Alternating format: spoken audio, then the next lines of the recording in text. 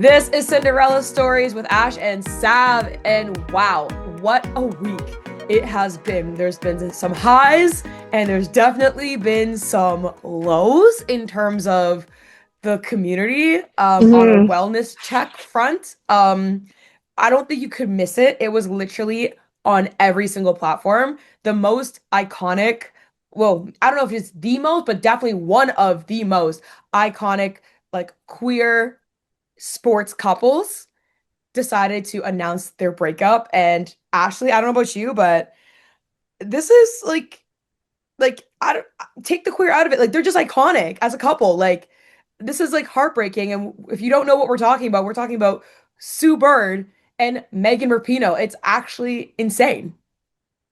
RIP. A moment of silence.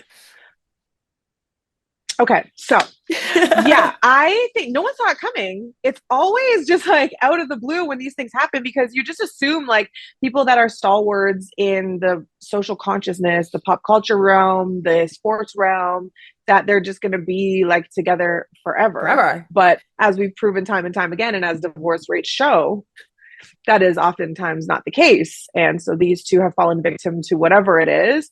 I want there to be tea, like I want there to be mess just because I'm nosy.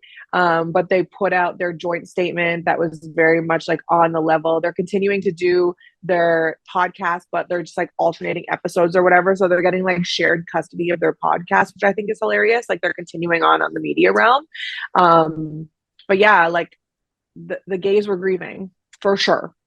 I think like everybody was grieving, in my opinion. Like I'm like I've been seeing some hilarious tweets. I will say that, like the flags at half mast, like check on your queer friends today, and I was like, okay, you guys, it's just like they're so iconic, and like you see them at like courtside at different games. They're supporting each other, and I also think that they put a lot of visibility to that community. That like I think obviously that they're not immune to like getting attacked, honestly, like and like getting so much backlash for being such an out couple. But at the same time, I think that a lot of people feel seen through them, and like these are not just like your average folks. Like these people are complete all-stars, celebrity MVP caliber former athletes. That like kind of sailed off into the Mm-hmm. sunset together. So I think you're like, in one sense, yeah, like you're like there has to be something. Did somebody cheat on somebody? What happened? What happened? But it's just like, yeah, it's just the joint statement. We still appreciate each other. We're gonna continue. Just you know? Conscious uncoupling, conscious uncoupling. And if you remember, like long time pop culture wise, before we were so obsessed with celebrity, when it was the height of the paparazzi era, when Michael Jackson was hanging blanket off a balcony, there was Gwyneth Paltrow and there was Chris Martin, and they coined the phrase conscious uncoupling, which is Yep. very much what this feels like, where it's like they're at least promoting the fact that there's no animosity. They're very much promoting the fact that like this has been difficult for the both, which I don't doubt at all.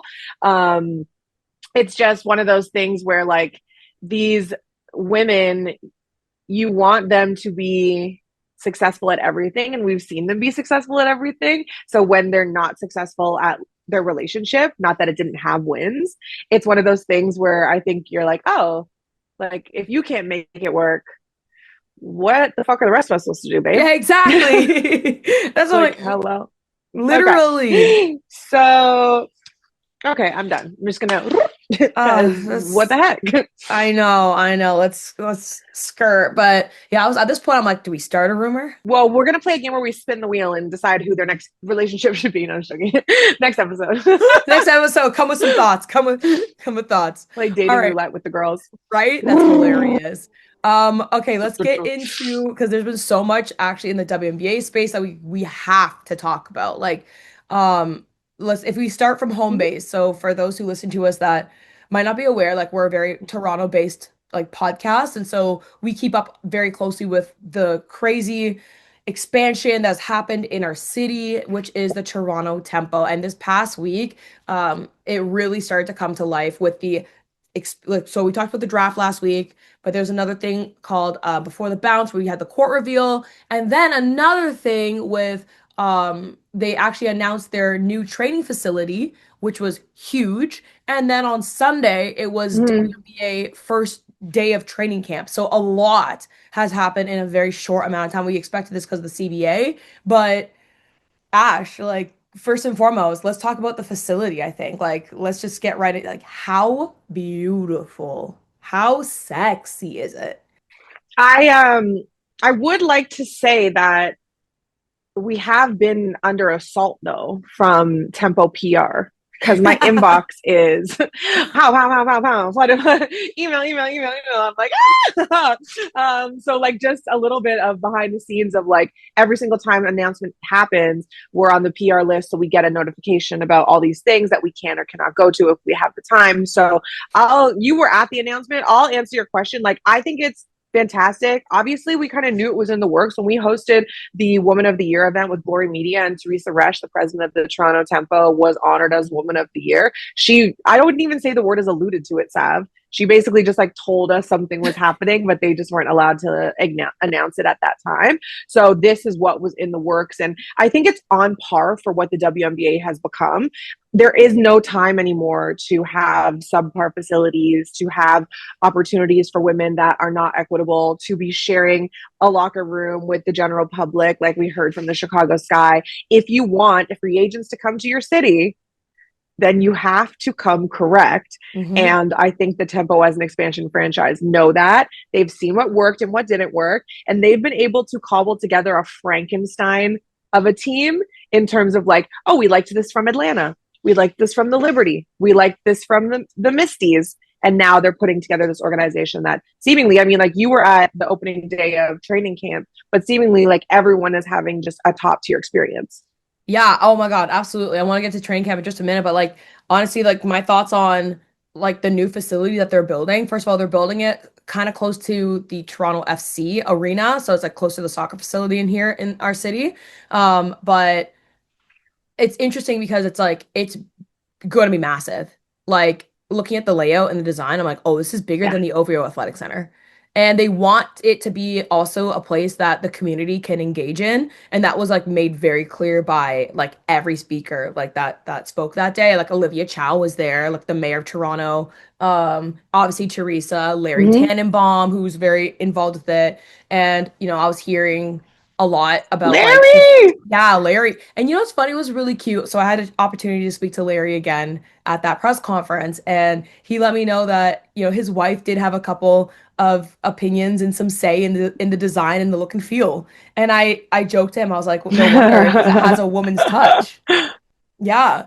And so it's just like really Yeah. cool. And I think for Larry and like well, for all of them, the Temple organization, it's so deeply personal, this like franchise and making it as amazing as possible that like it's funny because I'm thinking like down the streets the OVO Athletic Center, up the streets like Scotiabank Arena, and here's this gonna be this gigantic like Tempo Across the facility. road is RBC Amphitheater, whatever it is now. Exactly, right? And Hotel X, I right think they just want to beside. stand out. Mm-hmm. Like they're just like, this is us, and we don't play with when it comes to our women's basketball team here.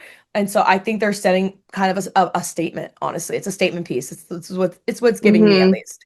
Um, It's a statement piece. Yeah, just yeah. like my art back here from the Renaissance. It's a statement piece. Exactly. Every time I'm like, girl, can you get a bigger art? Like it needs to I'm be. crying. I'm gonna get a picture of you and a picture of me here. Oil paintings that are going to flank me for the foreseeable future. Yeah. I'm gonna put our faces on my Like a hands right Mona here. Lisa. Yeah, make it Renaissance. Yeah. Mm, mm. Hmm. Tea. Yeah. Yeah, yeah, just get a live oil painter just to paint this one day. Just like hold still. No, because like sidebar, I don't. Yeah, like, but actually, I don't even know how they sat for paintings that long back in the day. Like, literally all day, they're like, "Mm." And they're Posing for already a not eating, selfie. and they're already not moving, and they already have corsets in. Like, Uh-huh. girl, enough. But yeah, like to your point, like the part that's making it like a hub of the city and the community is interesting. So of course, when it's built on city land and there's collaboration with the city, they're gonna want to utilize it as well. They're not listen, there's no free lunches. As much as people have like things that they believe in and they want to be a part of, there's still no free lunches. So officially 2,200 hours of yearly public access to the facility, a mini pitch, a public park space. I think the outdoor space is interesting as well because we are starved for green space in Toronto. We ain't got no central park. We don't have like a local hub. Sure, you have like Music Garden or you have down by the waterfront, but even so, that's like a skinny splice of beside a walkway. It's Hmm. not really somewhere where people can gather. Like they go to Trinity Bellwoods, but there's like dogs everywhere. There's a lot of encampments there now as well. There's like those weird, respectfully slackliners who be like living their Cirque du Soleil dreams as you're I'm trying to like just crying. tan. I'm Like, crying. what is I happening over saw one of here? them the other day. You know the people I'm talking about, Yes, I'm like, what is this like bro. gymnast? Like, I'm both like slightly annoyed and impressed. yeah, But yeah, we are starved for green space there's for nothing sure. there. So that would be nice if this could be like a hub and then it's down by like the waterfront ish. Like it's kind of cool. So we're here for it. Temple doing the damn thing. And then let's move on to the opening of training camp because there's a lot of Yeah, bodies there, obviously more than are going to make the roster, yeah, but still got a chance to see what the vibe is. They're at Gold Ring yes. Center down by U of T on Bloor. Yeah, just like run us through it. Yeah, no, so it was really cool. Gold Ring Center is U of T's gym, so University of Toronto's gym. And it's cool because I would play there all the time just because I went to Toronto Metropolitan University. And so that was like our rival school. And so we'd always Mm-hmm. go back and forth. They called it the Subway Series, actually. And so to go there, like I literally walked there and I was like, are you kidding me? Like there's a WNBA team practicing in like the school this particular school. I ran a kids camp here back in December. So it felt like I don't know, I've been having a lot of full circle moments lately and that was another one.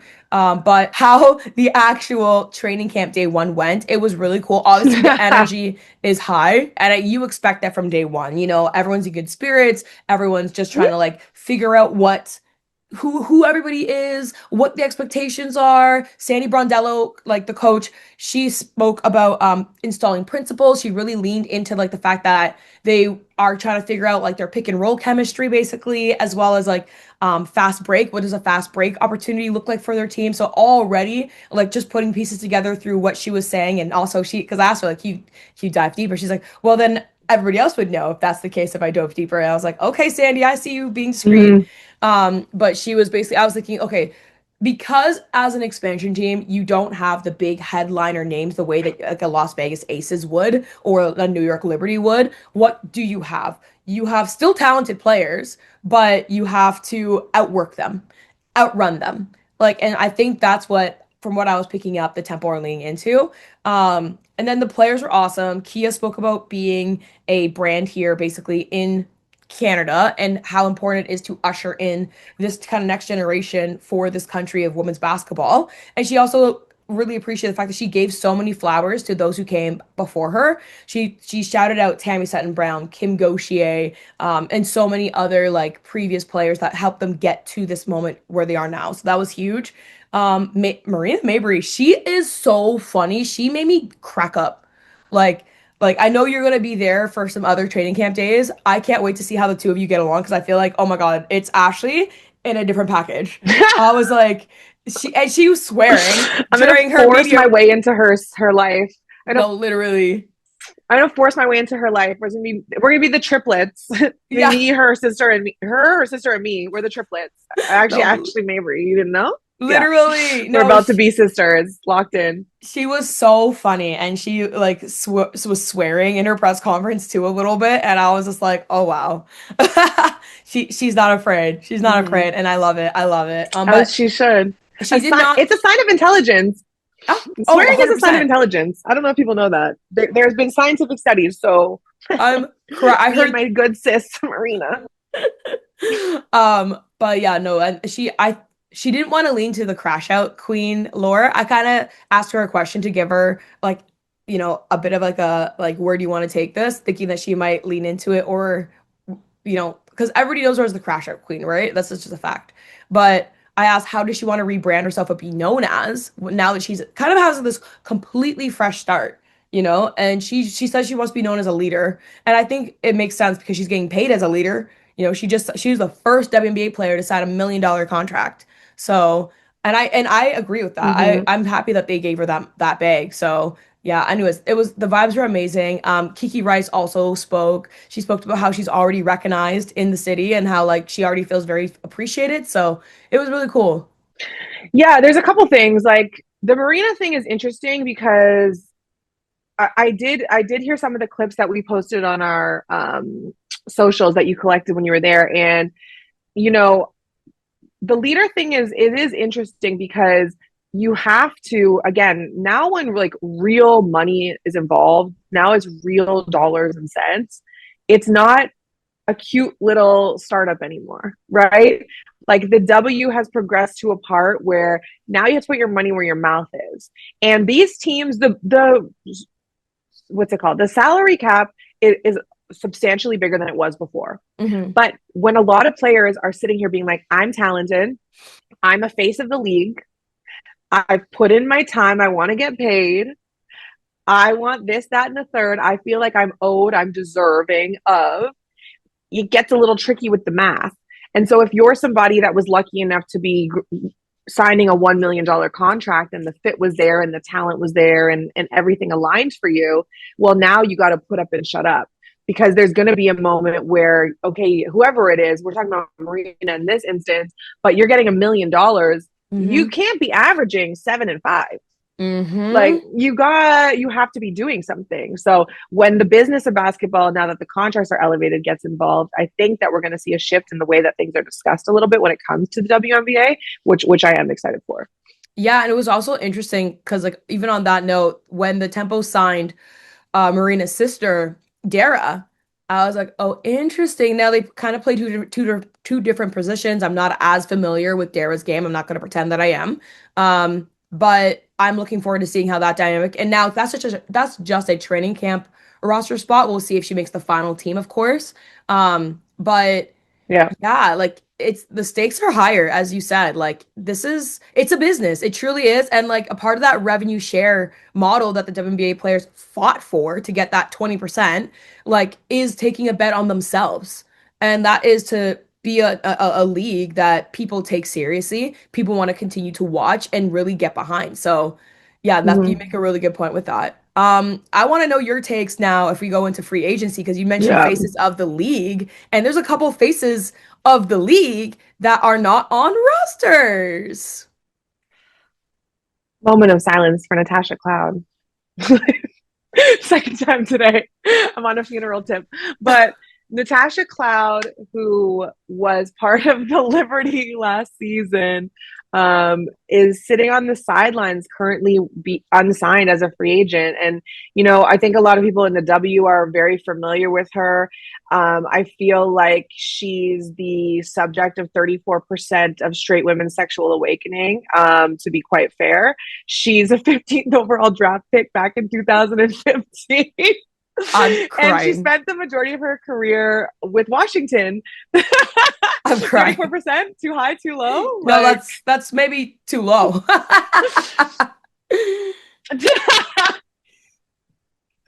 yeah, like she is that girl. And so she played with the Mystics. They won a title while she was there. She was then involved in a 4-team sign and trade, Phoenix to Connecticut, and then like a month and a half later she was traded to New York. That was all last year.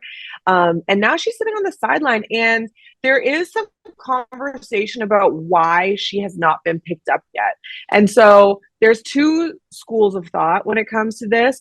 One is she's been so outspoken about issues in terms of discrimination, racial inequity, the Palestinian struggle, Sudan, Congo, every single thing that people are talking about. She is an advocate for the ones who have been underrepresented, the ones who are under attack. Then there's a separate school of thought that's saying, is she that good? Is she asking for too much money? And so there's two separate conversations happening around her. She felt like, I actually going to throw this to you. What do you think this means that through all of this, she actually changed her representation? So she was previously represented by Stephanie Stanley at the Merit Management Group, excuse me. And now she's with this guy named Fabio Jardin.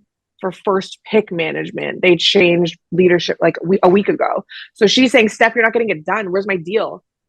And in the middle of free agency, when the Steph also has the chance to get her biggest payday, bye-bye. Yeah. All I know is that where there's smoke, there is fire.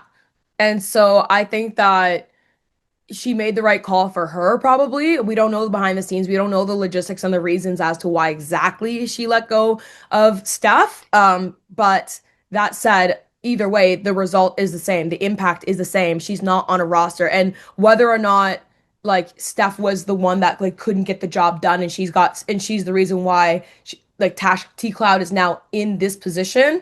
Maybe that has something to do with it. Probably, like optics wise, that's what it looks like. But having a new agent come in is also very telling. And then I also think that like whether it's intended to or not, it does send a signal to potential teams being like, oh, what is this drama that's happening that a player's like changing their agent halfway through free agency. But at the same time, I'm also like, I'm always, I typically lean as a biased like player first, like what's happening to the player. Is she being protected, especially when they do represent a lot of communities, like being black, being queer, and like being a female athlete at that, a woman in sports. And so I feel like maybe she was felt like she must have been underserved. So that's what my feelings are on that particularly. But I will say that like when it comes to how much money she was asking for, she is a face of the league first and foremost. She is a great player. We saw her. She not only was she at the skills competition at All Star, she won it. And that was last year. We were there, Ash. Like we saw that with our own eyes. And so of course, like, Mm-hmm. it's not even about for me with her skill. I think it's something to do with maybe potentially reputation or representation of who's talking on her behalf. And maybe, T Cloud is not being presented all the options available. Like maybe there's like she wants this much money. She wants to be one of those $1 million athletes, but maybe the market is not demanding her for her position because at the end of the day, like, and this is just a fact about women's basketball, it's very guard heavy. Like it's extremely guard heavy. And so I think that these a lot of teams are prioritizing players that are not even just like you're invited to the skills competition, like you are like being an all-star and beyond. I don't know. And also youth. I think a lot of people are starting to also prioritize youth or peak. There's something like, is she somebody that a franchise could really build around as a franchise player? Like, is that her expectations? Like, what are the expectations? So that's kind of my rant about that. I'm not sure. There's a lot of question marks. Yeah, I think it definitely has to do with the dollar value. She's been WNBA all defense 3 times, first once, and I think second twice. So she has the capability. She's also very tall for a guard. She's pushing 6 foot for a guard. So she's rangy. She can affect shots. She can get in the way. She's not a total liability on a mismatch, for example, from a team play perspective. You're spot on about her impact. I think she's just a light. Like everything she touches turns to gold, it seems. I don't think that there's anybody who would meet her and be like, oh, she's problematic. And with that being said, too, like the W is, there's obviously topics or issues that are non-starters, but the W is one of the most outspoken leagues that we've ever seen.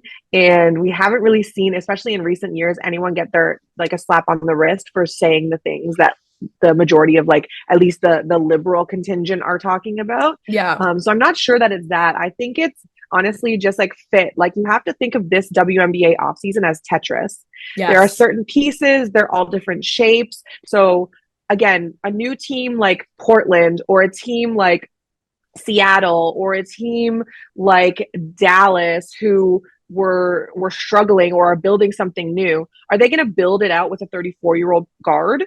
Or are they going to give runway to somebody who's a little bit younger, who they think might have a little bit more of a ceiling, or they just want to see, and that's also not going to cost them $1 million. Like there's a ton of factors, and it's rarely ever personal, especially when it comes to somebody with the reputation like Tash. So I really just think it's poor timing. And maybe that's why she ditched her management, because she's like, you weren't on the shit. Why weren't you having conversations earlier to find out where I am in the market landscape? Because now we're sitting here and it's going to have to give garage sale, Yeah. where if you want to be in the league, are you going to wait until there's a spot that opens up because there's been injuries, knock on wood, or whatever the case may be, and now they need a roster spot, they need an exemption? Are you going to wait till there's a team that's like, oh, we actually need that pesky veteran presence of someone who knows how to win more in a championship run? So what are you going to do? Are you going to take a discount and barter down what you feel like your value is? Or are you going to sit and wait on the sideline? Obviously, the support is behind her from the entire WA community at this point, because there's some teams that can't even afford that, even if they wanted to. And then there's the people that don't want to. Yeah, exactly. I think you hit the nail on the head, honestly. I think that's kind of what it is. Like, where does she fit on a roster? It's not about how, her skills undeniable, her values undeniable, her leadership's undeniable. I don't think it has anything to do with like, I know that you wrote in one of our production docs like the Colin Kaepernick effect of speaking up and then not getting on a team after that. I don't think it has anything Yeah. to do per se with that, or at least like where do you fit? Unfortunately. And if they got ahead of it, if the agency got ahead, and you don't know who that agent that she left was also representing. And that's why a lot of times athletes also leave agents because like, oh, well, you were looking after this guard that's in my position that got this big contract, but you didn't look Kelsey. after me, right? It could be. You don't know. Like this is like kind of like the minutia of sports. It's like, well, was that agent representing the same type of person on another team that got them the bag? Did they prioritize them because they knew that was an easier win? Like stuff like that. So a lot of politics in sports, man. And this is just another like example of it. But I really do hope that we see T Cloud in the league this year somewhere on a roster, but not at the expense of a garage sale. She's worth more than that. It would just be a disservice, honestly, to everybody involved. So Yeah, I think absolutely. she'll end up being somewhere. It's just a matter of, again, like, what's she willing to give up, or what is a team willing to, like, where do they see her? Hmm. And it's a whole new era of the WNBA starting this year. Like, everything is different. So Uh-huh. there's a lot of new ground to navigate. Absolutely. Speaking of new ground to navigate, something that has been very exciting as we were a part of their marketing day, but the Northern Super League, the professional women's soccer league up here in Canada, is kicking off for season two. Super exciting stuff. Like, Ashley, I know you're in the thick of it. You cover the league. Give us some context. Give us some, what are you most excited about? Well, I'm just excited to see like the influx of talent that has come from other places. Like you mentioned it when we were at media day, you're like, oh my God, there's so many players that are coming from like overseas and stuff like that. And the NWS or the NW, the NSL has done a good job of positioning themselves as a place that players want to be. We talked to what's her name? Caitlin from Calgary, Caitlin Talbert, the new goalie that they brought in from Yeah. Calgary. And she was like, yeah, like their reputation is really strong.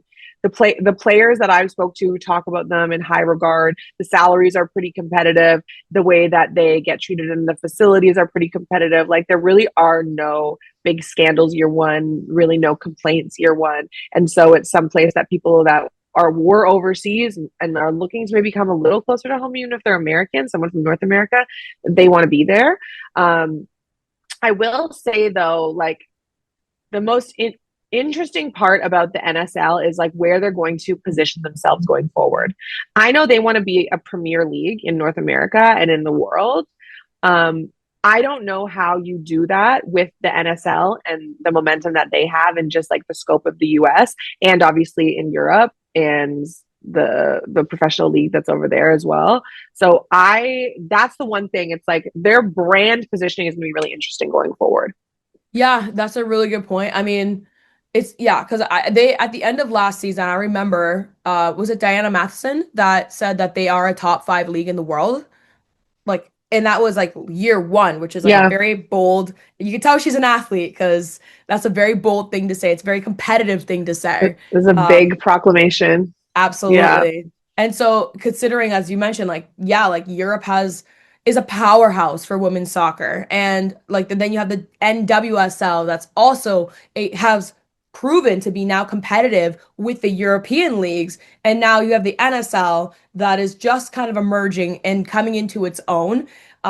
It's really interesting to see how this season goes and like the type of talent that it can attract going forward. It is going to be hard for them to be you got to in the upper aunch of the NWSL that has been established for just much longer. Same thing with the European leagues, just a lot more established, a lot more money, straight up infrastructure. It's kind of just like okay, but that said, it's not like the quality of the conditions are bad. I agree. Like when we were both interviewing those athletes, like they had nothing but positive things to say about the NSL, and a lot of these athletes, especially on the women's side, they keep it real.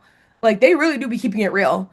I'm Yeah. excited because I know that the season opener is Toronto, AFC Toronto, as well as Vancouver Rise, which you pointed out also in one of our production calls. That was the finals from last year. So NSL was like, let's run it back strong off Yeah. the top. So I'm excited for that matchup right away.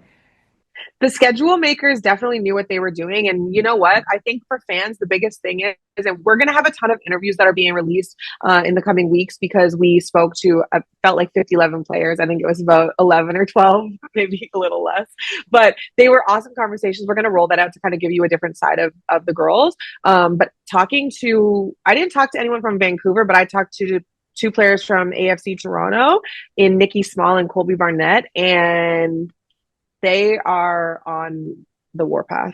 Yeah. They are on a mission. They felt like they got done dirty last year. They felt like they deserved better. They wanted more. And both conversations were like, yeah, no, we're out for blood. Like Uh-huh. there was no like, yeah, we'll see how it goes. We're gonna try our best. We're focused on ourselves. They're like, no, like Uh-huh. they're ready for war. You were there, you heard. I did. No, and that's exactly what I picked up too. I was like, oh, they were like, yeah, that's not happening again. Like they won what's it called? The Supporter Shield.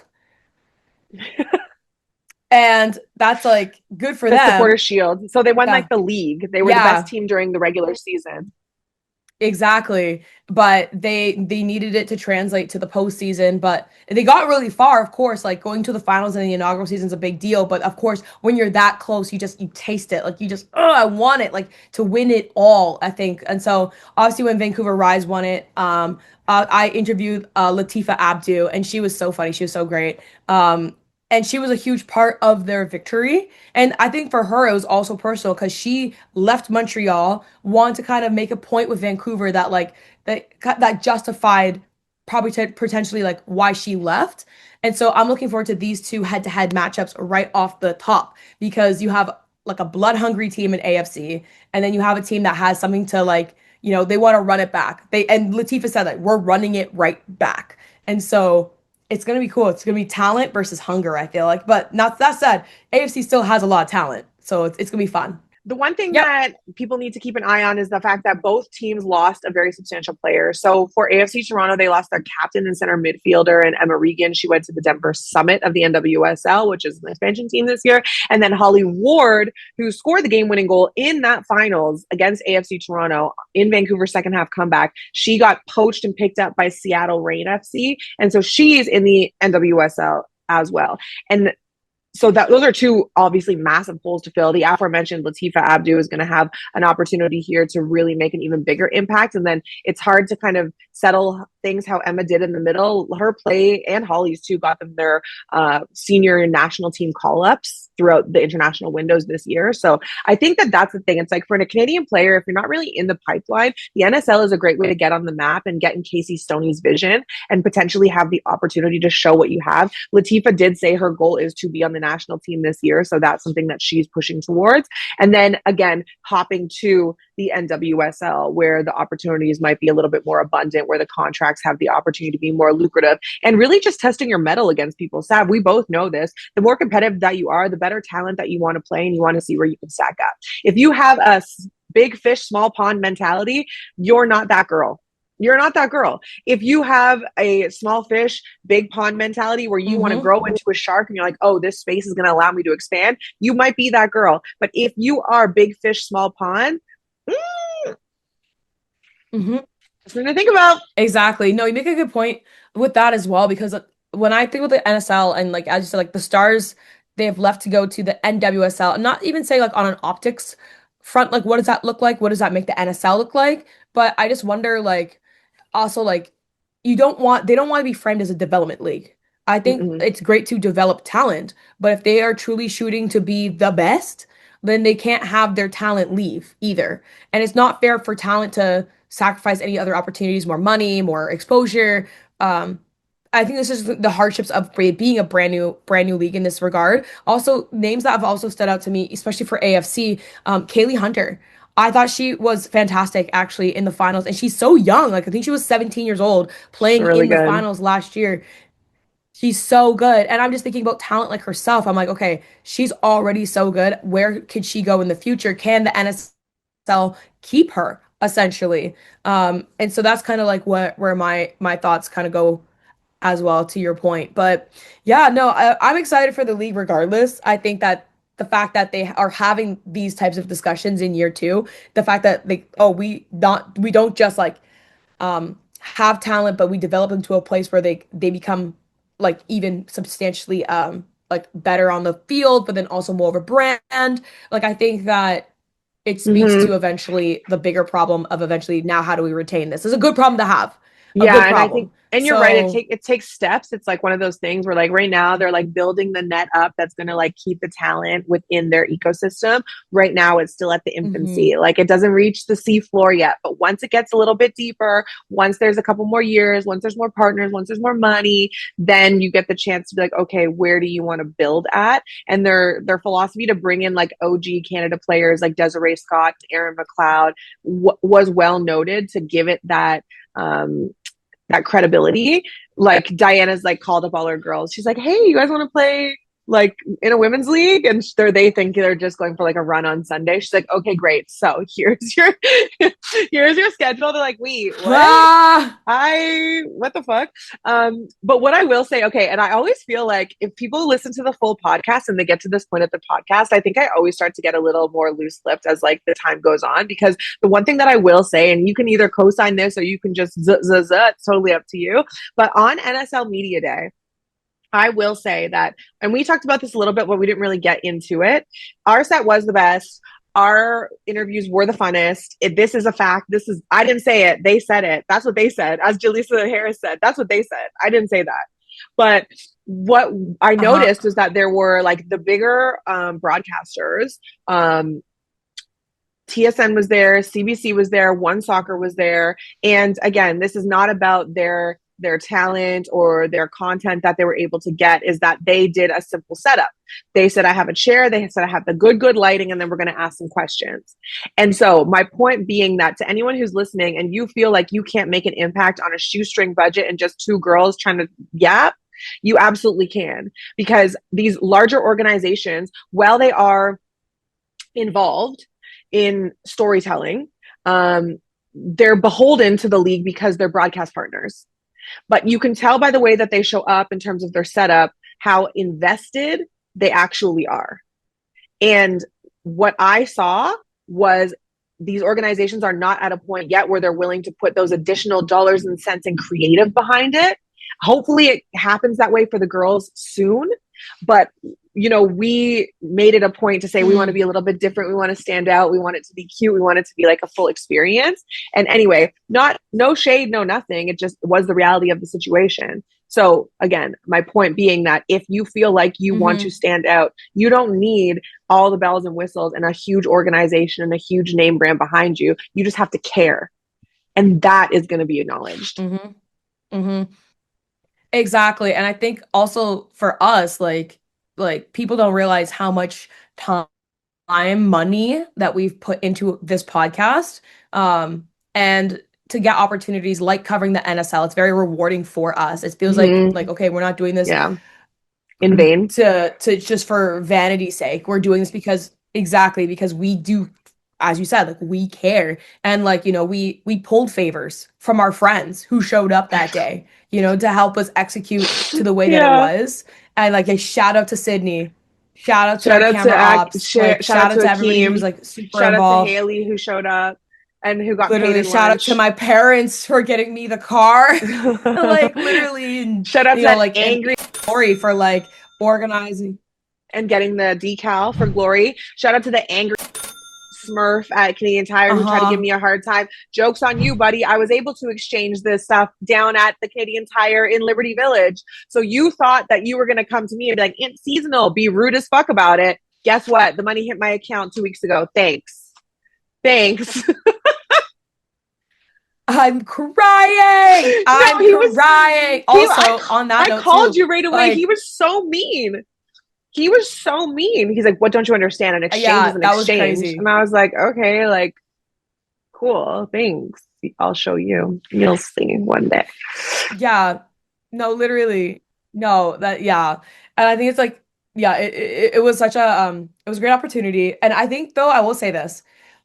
When you don't have budget, but you have passion, you get really creative. Oh, may budget find us, though. May budget find us. It will find us. May budget. It will find us. Yes. Yeah. Let's bring on this. Yeah. Mm-hmm. Right. And then if you're any sponsors listening to this, that's your cue. That is your cue to sponsor this podcast. All right. Run the check. And on that note, yeah. Bye. Run that check. Send us money, sugar daddy. Bye. This has been Cinderella Stories. Like and subscribe for feet pics. Wait, what? Just kidding. Unless. No, just kidding. Huh? Paid memberships? Paid subscribers? Huh?